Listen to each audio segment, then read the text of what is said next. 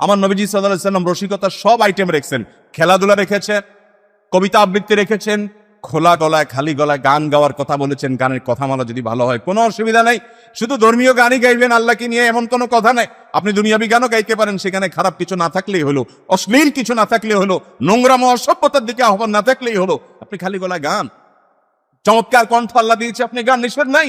নবী করিম সাল্লাল্লাহু আলাইহি ওয়াসাল্লাম হাসান ইবনে সাবিত রাদিয়াল্লাহু তাআলাকে কবিতা আবৃত্তি করার, খালি গলায় গান গাওয়ার পারমিশন দিয়েছেন। তিনি নিজেও হুনায়নের যুদ্ধে, খন্দকের যুদ্ধে, মসজিদে নববী নির্মাণের সময় বিভিন্ন সময় গেয়ে উঠেছেন, আনান নবিয়্যু লা কাযিব আনা ইবনে আব্দুল মুত্তালিব আল্লাহুম্মা লা আইশা ইল্লা আইশাল আখিরা ফাগফির লিল আনসারি ওয়াল মুহাজিরা। তিনি নিজেও গেয়েছেন আপনি গান। শুটিং প্রতিযোগিতা হচ্ছে বাজারে, নবী সাল্লাল্লাহু আলাইহি ওয়াসাল্লাম উৎসাহ দিয়েছেন দলকে যে চালাও। খেলা খেলছিলেন নিগ্রো ইথিওপিয়ান সাহাবীরা মসজিদে নববীতে, নবীর আঙ্গিনা। আমাদের আয়েশা তাআলা দেখতে চেয়েছেন, তিনি দেখাইছেন সেই খেলা।